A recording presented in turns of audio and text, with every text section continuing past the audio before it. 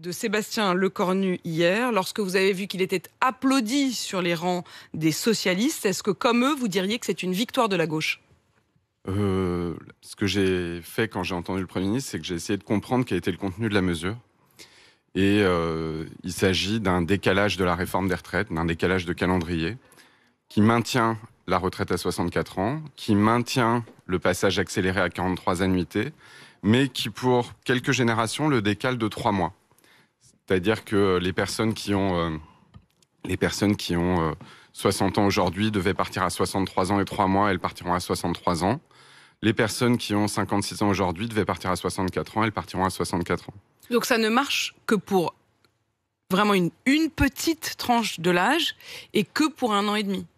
Ça concerne quelques générations et c'est un décalage d'application du calendrier de la réforme. On devait franchir une marche, passer de 62 ans et 9 mois à 63 ans en janvier 2027. Cette marche sera franchie en janvier 2028 et donc ça décale d'une génération l'application de la réforme, mais ça ne la remet pas en cause. Je sens bien que vous ne dites pas le mot victoire.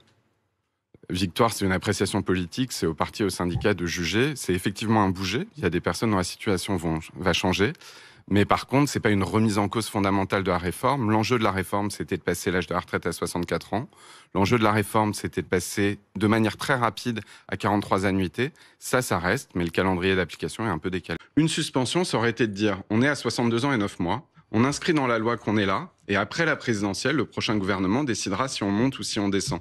Ça, c'était une suspension. Là, on est plutôt dans l'hypothèse décalage de calendrier qu'avait évoqué le président de la République. Mais c'est un budget très dur socialement. Il y a un certain nombre de mesures qui ont été montrées. Je pense par exemple au gel des minima sociaux et au gel des prestations sociales. En France, on a un taux de pauvreté qui est assez élevé chez les enfants. Il est de plus de 20%. C'est-à-dire qu'il y a 1 enfant sur 5 qui vit au-dessus du seuil de pauvreté. Et on sait que mécaniquement, le gel à la fois des allocations familiales et du RSA ou de l'AH ont augmenté ce taux de pauvreté en général et chez les enfants. Donc il y a des éléments sociaux extrêmement durs.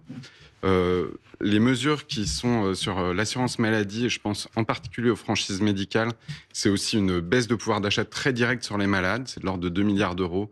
Et donc c'est aussi une mesure importante. Et puis dans les éléments durs, alors c'était pas dans la présentation, mais finalement c'est peut-être ce qu'il y a de plus inquiétant pour le long terme, il y a l'austérité dans les services publics. On a par exemple du côté de l'école des difficultés de recrutement. On a une école publique qui est vraiment en crise. On a, je crois qu'il avait été calculé que les enfants, au long de leur scolarité, dans certains départements, perdent 1 année pour cause d'absence d'enseignants. On n'arrive pas à recruter des enseignants. Et là, dans le cadre du budget, on reste avec des rémunérations des enseignants qui sont gelées. Bon, on apprend aujourd'hui que Bayrou n'est pas parti, qu'il s'est réincarné en Sébastien Lecornu. En effet, on a là un budget d'une violence sociale et d'un effort qui est du même type. 40 milliards en tendanciel d'efforts, 60 milliards même si on y réintègre la hausse des dépenses en défense pour l'Union européenne, pour la dette. La question est simple, c'est qui paie ? Alors, on a bien compris, avec l'année blanche, les retraites, les prestations sociales, les plus pauvres, et même en termes de fiscalité, puisque vous dites que l'effort fiscal est important, ça semble être aussi les plus pauvres. Taxes sur les malades de longue durée, taxes sur les retraités au-dessus de 1 600 €, taxes sur les salaires des étudiants.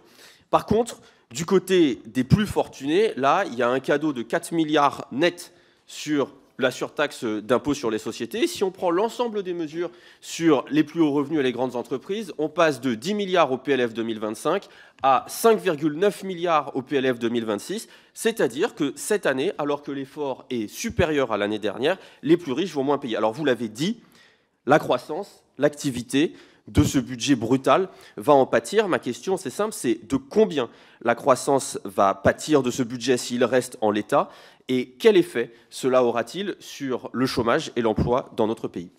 Monsieur le Président.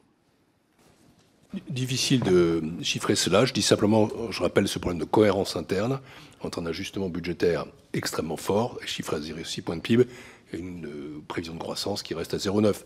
Donc c'est quelque chose qu'il faudra suivre au cours de l'année.